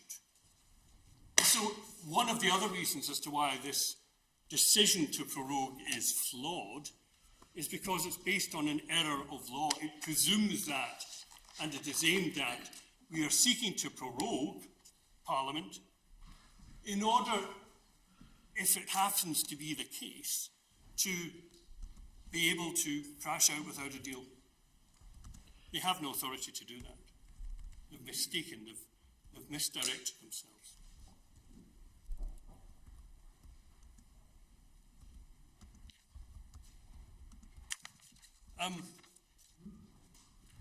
The issue of the interlocutor pronounced by the inner house that we're going to deal with. I know we've got 15 minutes left, so we're going to have to not talk too long. Also, you have 17 minutes precisely. and I will stick to that, my lady. I might even stop early depending on how much barracking I get. But that's Barracking. Oh dear. Let's not go there. no, indeed, let's not go there. Okay, the interlocutor was pronounced by the in-house in accordance with standard practice of the court of session, which is that if you have a order which is found to be ultra vires or have been issued unlawfully, then you reduce the order. It's a nullity, it's null and void. That's standard procedure. It makes everything clear, everybody knows where they are.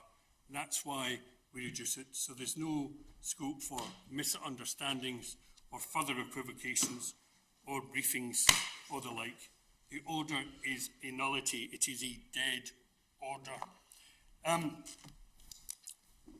Now, perhaps in the more sophisticated jurisprudence of the courts of England and Wales, there is suggestion of ultimately the remedy being a matter for the discretion of the court using its equitable judgment in all those circumstances.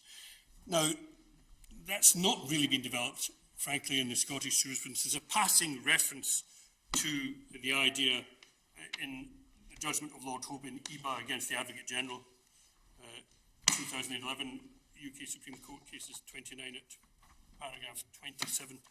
But the generality is, he says this, paragraph 27, the grounds of judicial control of administrative action in Scotland are based on legal principle, Judicial review by the Court of Session is not an exercise of judicial discretion, in contrast to what was said to be the position in English law.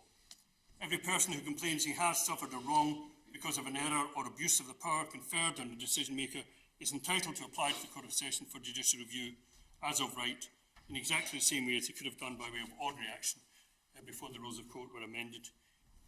He then goes on, and this is now changed, he does not have to apply for permission to do so. And then concludes, although the court has a discretion to refuse a remedy in judicial review on what may be described as equitable grounds, it has no discretion to refuse to entertain a competent action. Now, a discretion to refuse a remedy on equitable grounds is not further developed. But what are the equitable grounds here for refusing to grant the necessary order of reduction when it has been found to be unlawful?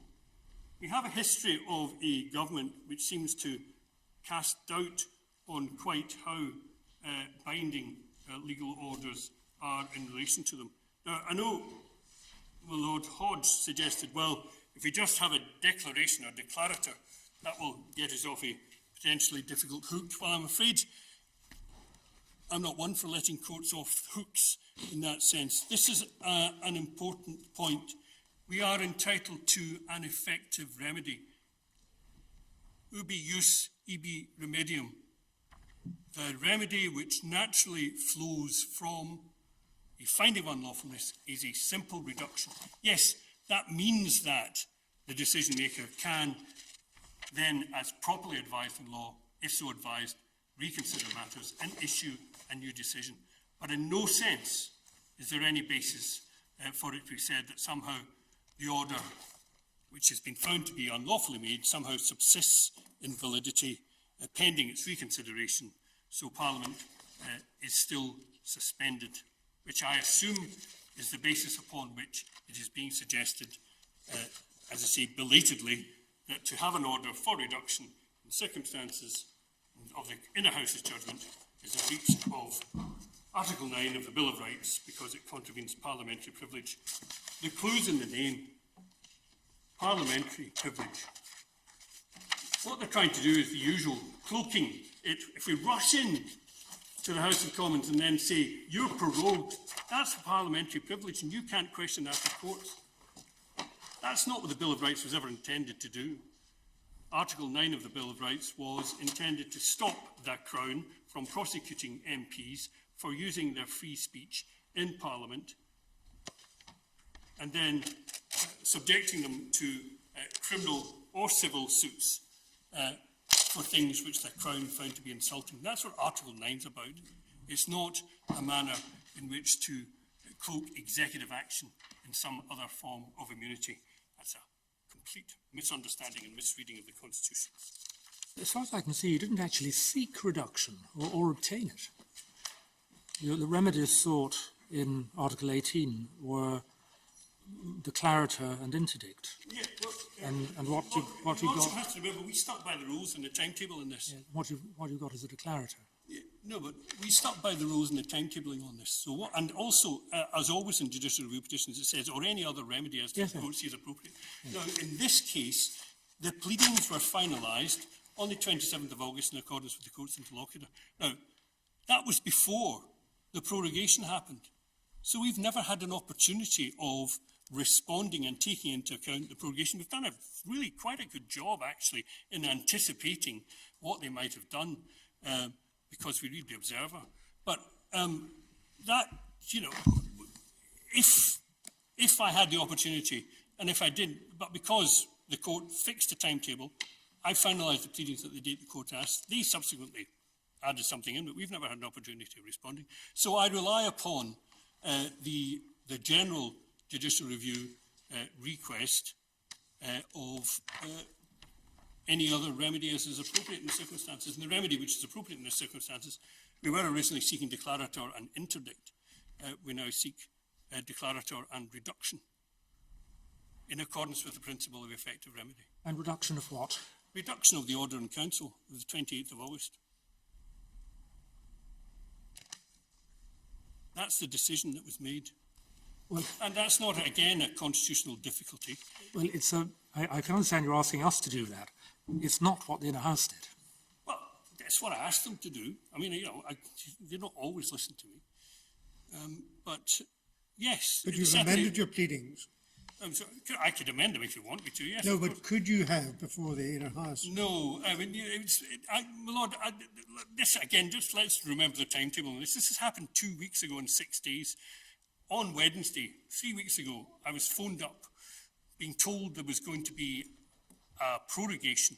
We were in court, and I drive 400 miles up from Devon from my holiday. I'm in court on Thursday, arguing for interim interdict. We even served the petition on or attempted to, on the Queen in Balmoral, on the basis of what was being picked up earlier on as in the possibility that the Queen had an option of not acceding to advice. This is a purely technical inquiry because of my ignorance of Scottish procedure. If the time had been allowed, if the time had existed, it would have been possible for you to apply for an amendment before the Inner House. Yeah, but I'm setting out what actually happened. We then had, and really, I just wanted to know whether it was technically possible. You would have to ask their permission, yes. but you don't, because judicial review is a flexible procedure. I mean, I got and where pleadings don't count so much. I refer to what Lord Hope said in Somerville against the Scottish Minister. We've got to be succinct and clear and to the point, and it's broad enough to allow for it. So we put in everything we could, but we had a hearing on interim remedies on the Thursday. We then had a judgment saying that was being refused in hoc statu until the full hearing, which was brought forward to the Tuesday. We got a full hearing from the Lord Ordinary on Tuesday. We then got a judgment on the Wednesday, which was then heard before the Inner House on Thursday and Friday. I mean, I've done my best, but I can't do the pleadings as well. Not being critical at all. Don't be defensive, Mr. O'Neill. I simply wanted to know what the situation was. Yes, well, I mean, the strict point is there was no strict need to amend the written pleadings, but you could have requested the Inner House to pronounce reduction. For the sake of clarity, but as it turned out, I didn't need to because I found it my favourite. So. What is the difference technically between a declaration that says that something is null and void and an order for reduction? It's just making it entirely clear. I mean, it's harking back to Section 21 of the Crown Proceedings Act, 1947, isn't it? And it would be clearer to know, for example, if the Order in Council had been quashed, if the appointment of commissioners had been quashed, then we would know where we stand. As it is, we have a vaguer way of putting it, that the prorogation following thereon, that is to say, following on from the advice, is unlawful and therefore null and void. Well, the particular wording of any declarator is a matter ultimately for the court doing justice in the circumstances of the case. I can suggest what the declarator might be, but ultimately the court pronounces its interlocutor in appropriate terms.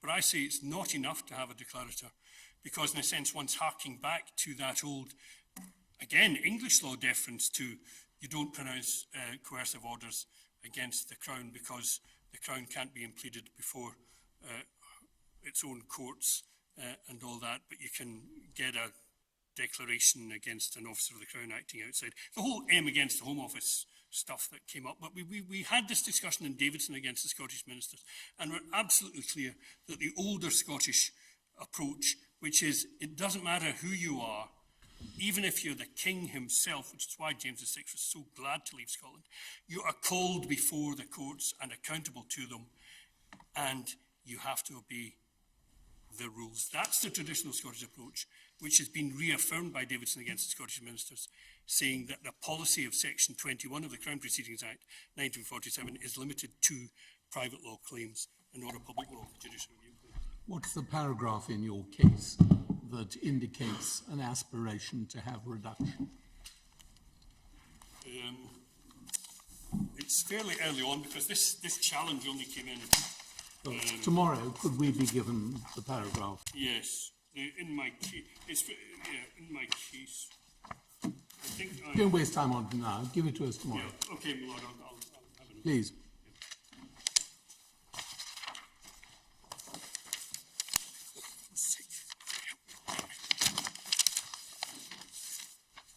Anyway, many of these arguments were run before, and there's a transcript handily of the arguments I ran before the Lord Ordinary. If there's any suggestion that anything or much of this is new. One point I do want to highlight again is this internal issue about is being suggested.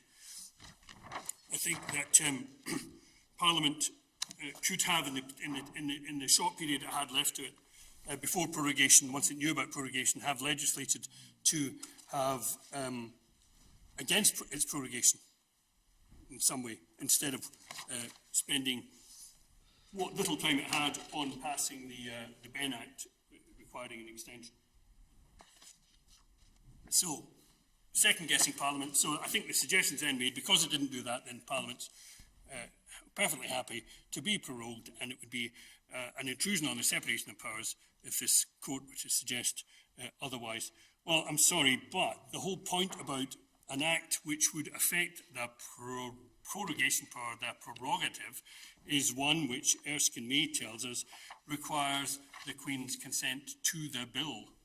So this government could have said, if you try and affect our prorogation power, we will not give the necessary assent to the bill before it even gets to through the whole processes of Parliament and is set to royal assent. So they held all the cards in that regard, and it is not, in fact, the case, as was suggested, that somehow this court can draw an inference from the fact that Parliament, in this short time that it had, didn't legislate against the prorogation which had been ordered against it.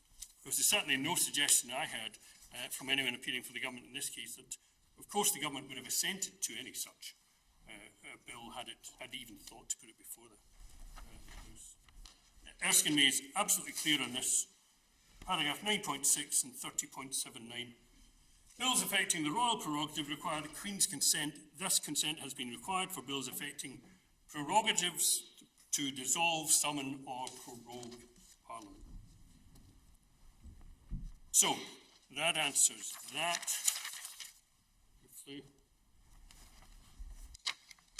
I mean, it was being suggested by the, again, I mean, I draw the analogy. The idea that, well, Parliament had 4 days, they passed one bill, but they could have passed another bill. It's like an arsonist has come into your house, and, the fire is raging in the kitchen, and you try and put it out in the kitchen, and then you say, yeah, well, you didn't do anything in the living room, so you must have consented to it being burnt down then. I mean, there's only so much time that people have to deal with firefighting, to deal with the crisis, and they dealt with it as best they could, prioritising what they could after a summer of negotiations and cross-party negotiations. These cross-party bills in the face of concerted government opposition are not easy things to pass. And this one passed by the grace of God, whatever the formula is, the Lord spiritual and temporal. But it happened and it was done. But they certainly cannot say that because they didn't pass some non-prorogation act that they consented to prorogation. So we can just dismiss that straight off. So, I think I better sum up and finish.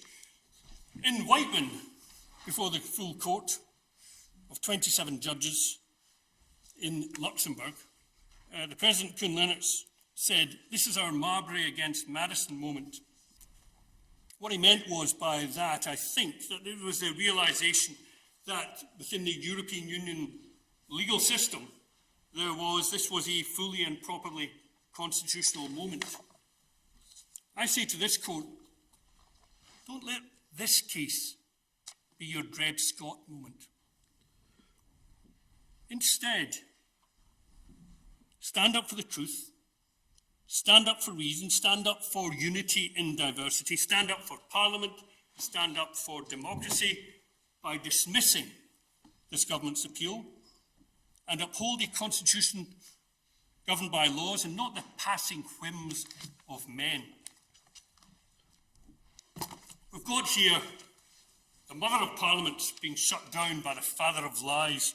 Rather than allowing lies to triumph, listen to the angels of your better nature and rule that this prorogation is unlawful an abuse of power which has been entrusted to the government.